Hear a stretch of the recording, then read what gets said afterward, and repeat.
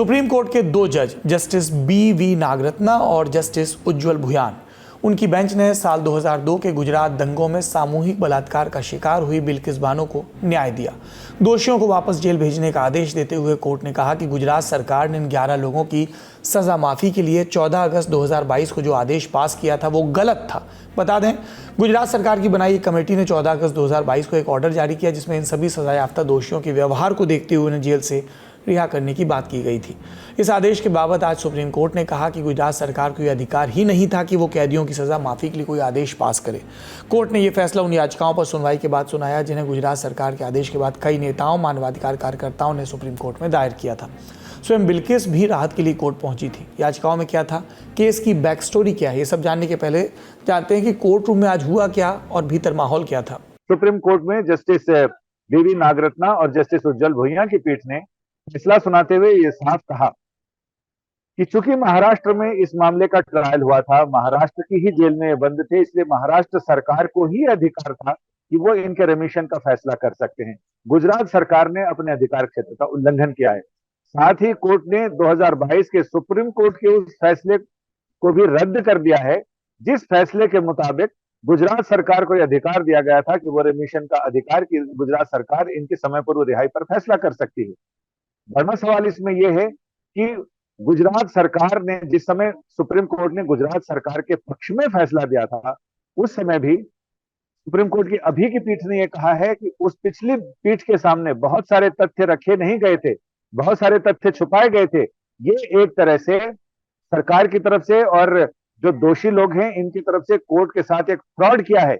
इन्होंने तमाम दस्तावेज, तमाम चीजें, वस्तु स्थिति कोर्ट के आगे नहीं रखी और यही वजह थी कि पिछली पीठ जिसकी अगुवाई जस्टिस रस्तोगी कर रहे थे, उस पीठ ने गुजरात सरकार को यह अधिकार दिया कि वो रेमिशन पर फैसला ले, क्योंकि उस पीठ के सामने सारे तथ्य नहीं रखे गए थे। यानी एक तरह का एक गंभीर फ्रॉड है। फैसले के बाद इस केस के वकील और याचिकाकर्ता मीडिया के सामने आए और ये बयान दिया।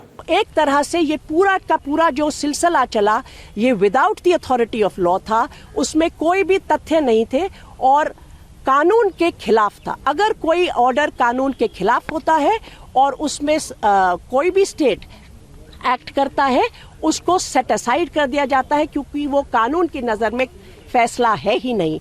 उसको सेट असाइड करते हुए कोर्ट ने इस बात पर बहुत ध्यान दिया कि भाई ये लोगों को लिबर्टी मिल चुकी है, पर्सनल लिबर्टी और रूल ऑफ लॉ का क्या रिश्ता होगा, उसमें क्या इनकी लिबर्टी वापस ली जाए। वो सारी बातों पर बहुत गौर करने के बाद अदालत ने ये फैसला किया कि ये लोगों को वापस जेल में अभी जाना होगा ताकि रूल ऑफ लॉ का पर जो इस देश टिका हुआ है, कोई भी हो उसमें लॉ सबके ऊपर बराबर चलेगा।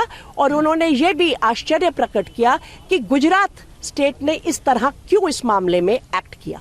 फैसले के बाद बिल्किस बानो के परिवार ने भी प्रतिक्रिया दी। अखबार इंडियन एक्सप्रेस से बातचीत में बिल्किस के घर वालों ने कहा, हमें आज के फैसले के बाद तसल्ली तो है, लेकिन हम जीता हुआ महसूस नहीं कर रहे। केस के दोषी जेल के बाहर रहते हुए फिर से रिहाई की मांग कर सकते हैं।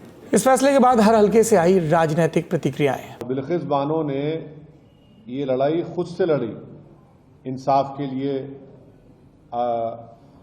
अपने इंसाफ के लिए। तो जो उस वक्त जो बीजेपी नरेंद्र मोदी मुख्यमंत्री थे, उस जो माहौल था गुजरात में, बड़ा ही खराब माहौल था।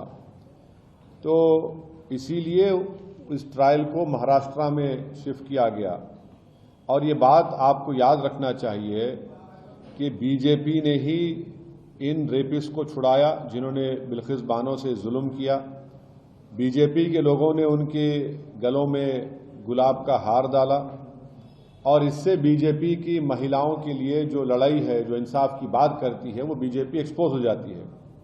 जो पार्डन इनको दी गई थी, जो राहत इन्हें दी गई थी हत्यारों को, बलात्कारियों को, उसके बाद एक पार्टी से जुड़े हुए लोगों ने उनका माल्यार्पण किया, उनका स्वागत किया। यह देखकर रोंगटे खड़े हो जाते थे कि इस देश में आजादी के 75 साल बाद जब हम अमृत महोत्सव मना रहे हैं, तब भी ऐसा संभव है। आज सुप्रीम कोर्ट ने हमारी आस्था भारत के संविधान पर, भारत के कानून पर, न्यायपालिका पर फिर से स्थापित कर दी है। आज के फैसले और अदालत की टिप्पणी को डिटेल में समझने के लिए आपको केस को समझना और उसके लिए पहले 11 नाम जानिए। जसवंत नाई, गोविंद नाई, शैलेश भट्ट, राधेश्याम शाह, विपिन चंद्र जोशी, केसर भाई वोहानिया, प्रदीप मोरहड़िया, बाका भाई वोहानिया, राजू भाई सोनी, मितेश भट्ट और रमेश चंदाना। ये वो 11 लोग थे जिन्होंने 3 मार्च 2022 के दिन गुजरात के दाहोद जिले के रंधिकपुर गांव की रहने वाली बिल्किस याकूब रसूल बानो का सामूहिक बलात्कार किया था। दरअसल 27 फरवरी 2002 के दिन गुजरात के गोधरा स्टेशन पर खड़ी साबरमती एक्सप्रेस में आग लगा दी गई थी। इस ट्रेन में अयोध्या से लौट रहे दर्जनों कार सेवक सवार थे। इस आगजनी में बच्चों, महिलाओं समेत 5 दर्जन से ज़्यादा लोग जलकर मारे गए थे। इस घटना के तुरंत बाद गुजरात के कई इलाकों में हिंदू मुस्लिम दंगे भड़के थे। 28 फरवरी 2002 के दिन दाहोद तक हिंसा पहुंची और रंधिकपुर गांव में रहने वाली बिल्किस और उसके परिवार को लगा जल्द ही आंच उन तक आएगी, लिहाजा 17 लोगों के कुनबे ने घर छोड़ना जरूरी समझा। परिवार को लगा कुछ ही दिनों पहले बकरीद के दिन जो हिंसा और लूटपाट हुई थी वो फिर से ना दोहरा दी जाए, लिहाजा ये परिवार रवाना हुआ। इस समय बिल्किस की उम्र 21 साल की थी। उनकी गोद में 3.5 साल की बेटी सालेहा थी और पेट में 5 महीने का गर्भ। 3 मार्च 2002 ये परिवार छप्परवाड़ नाम के गांव पहुंचा। सीबीआई की चार्जशीट के मुताबिक इस दिन इस परिवार पर लाठी, हथियार और तलवार से लैस लगभग 30 लोगों की भीड़ ने हमला किया। इसमें ये 11 लोग भी शामिल थे जिनके नाम हमने गिनाए। फिर शुरू हुई हिंसा। बिल्किस की मां और 3 अन्य महिलाओं का इन 11 लोगों ने एक के बाद एक रेप किया। बिल्किस की 3.5 साल की बच्ची की भी हत्या की। बिल्किस के गर्भस्थ शिशु को भी मार डाला। घटनास्थल पर 17 लोगों के कुनबे से 8 लोगों की लाश मिली। 6 लोग लापता हो गए। जिंदा बची बिल्किस, एक पुरुष और एक अन्य 3 साल का बच्चा। चार्जशीट के मुताबिक सामूहिक बलात्कार के वक्त बिल्किस बेहोश हो गई थी। 3 घंटे बाद उसे होश आया और इसके बाद उसने एक आदिवासी महिला से कपड़े मांगे और होमगार्ड के एक जवान के साथ लिमखेड़ा पुलिस थाने गई। थाने पर मौजूद हेड कांस्टेबल सोमा भाई गोरी ने ढंग से तहरीर नहीं लिखी। तहरीर लिखने में तथ्यों को तोड़ा मरोड़ा और केस की गलत कहानी पेश की। ध्यान दीजिए, हम जानकारियां सीबीआई की चार्जशीट के हवाले से दे रहे हैं, लेकिन ये जांच सीबीआई के पास गई कैसे, ये कहानी भी आगे बताएंगे। सीबीआई ने अपनी जांच में दावा किया कि आरोपियों को बचाने के लिए मारे गए लोगों की पोस्टमार्टम जांच में धांधली बरती गई। सीबीआई के अधिकारियों ने मारे गए लोगों के शवों को खोदकर बाहर निकाला तो पाया 7 शवों की खोपड़ी गायब थी। सीबीआई ने कहा पोस्टमार्टम के बाद मारे गए लोगों की खोपड़ियां नष्ट कर दी गई थी ताकि उनके शवों को पहचाना ना जा सके। सबूतों के अभाव का बहाना देकर मामले की जांच बंद कर दी गई। फिर हंगामा हुआ तो सुप्रीम कोर्ट के आदेश के बाद केस की जांच सीबीआई ने शुरू की और तभी इस केस के सभी तथ्यों की जांच हो पाई। अपराध गुजरात में हुआ था। गुजरात पुलिस की जांच गड़बड़ थी और कई याचिकाकर्ता राज्य की मशीनरी पर सवाल उठा रहे थे।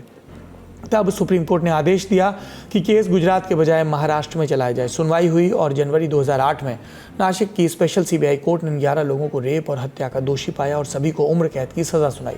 दोषियों ने बॉम्बे हाई कोर्ट में स्पेशल कोर्ट के फैसले के खिलाफ याचिका दायर की जो मई 2017 में खारिज कर दी गई। बाद में सुप्रीम कोर्ट में डाली गई उनकी याचिका भी खारिज हुई।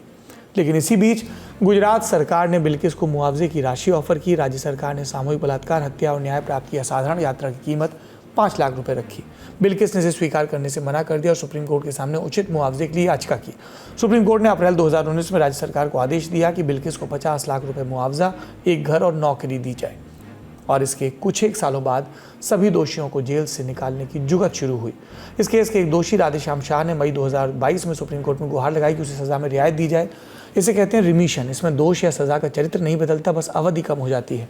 याचिका पर सुनवाई करते हुए सुप्रीम कोर्ट ने मई 2022 में आदेश जारी किया कि जिस राज्य में अपराध हुआ है उस राज्य की नीतियों के मुताबिक सजा में रियायत की याचिका पर विचार किया जा सकता है। साथ ही ये भी कहा कि गुजरात सरकार एक समिति रिमिशन पर विचार करे। ध्यान रहे, ये वो आदेश था जो विचार तक सीमित था, एग्जीक्यूशन पर साफ बात नहीं की गई थी। पर सुप्रीम कोर्ट के इस आदेश को ढाल बनाकर गुजरात सरकार ने 9 लोगों की एक कमेटी बनाई जिसमें 5 लोग भाजपा के नेता थे। कमेटी की डिटेल्स देखिए। पंचमहल पुलिस अधीक्षक, गोधरा जेल के सुपरिटेंडेंट, पंचमहल के जिला कल्याण अधिकारी, गोधरा सेशंस जज। इसके अलावा गोधरा से भाजपा विधायक CK राहुल जी, कल्लोल से भाजपा विधायक सुमन बेन चौहान, भाजपा की गुजरात कार्यकारिणी के सदस्य पवन सोनी, गोधरा तहसील की भाजपा इकाई के अध्यक्ष सरदार सिंह बारिया पटेल और गोधरा में भाजपा की महिला इकाई के उपाध्यक्ष विनीता बेन लेले। कमेटी ने एक फैसला लिया 14 अगस्त के दिन। फैसला ये कि सभी 11 बलात्कारियों को जेल से रिहा किया जाए। आप जानना चाहेंगे कमेटी ने बलात्कारियों और हत्यारों को छोड़ने के कारण क्या गिनाए? जवाब मिलता है गुजरात के तब के अतिरिक्त मुख्य सचिव गृह राजकुमार के इंडियन एक्सप्रेस को दिए बयान से। उन्होंने कहा, छूट देते वक्त सजा के 14 साल पूरे होने, उम्र और अपराध की प्रकृति, जेल में व्यवहार जैसे कारकों पर विचार किया गया और इसमें कुछ ही देर बाद कुछ तस्वीरें और वीडियो टीवी चैनलों पर आए। गोधरा जेल से बलात्कारी बाहर आए, उन्हें माला पहनाई गई, सर पर तिलक लगाया गया और मिठाई खिलाई गई। इसके लिए सम्मान समारोह आयोजित किए गए। तमाम दोषी भाजपा विधायकों और सांसदों के साथ मंचों पर बैठने लगे, गोया ये कोई बलात्कारी ना हो, जंग जीत कर बाहर आए हों। ये तमाशा पूरे देश ने देखा। फिर कुछ लोग सामने आए, उन्होंने बलात्कारियों को छोड़ने के फैसले के विरोध में सुप्रीम कोर्ट में याचिकाएं डाली। कौन थे ये लोग? सीपीएम नेता सुभाषिनी अली, पत्रकार रेवती लॉल, प्रोफेसर रूपरेखा वर्मा, तृणमूल नेता महुआ मोइत्रा, पूर्व आईपीएस डॉक्टर मीरान चड्ढा बोरवनकर, पूर्व राजनयिक मधु भादुड़ी, चुनाव सुधारों पर काम करने वाले सामाजिक कार्यकर्ता प्रोफेसर जगदीप छोकर। याचिका दायर हुई तो अदालत ने सबसे पहला काम किया गुजरात सरकार से याचिकाओं पर जवाब मांगने का।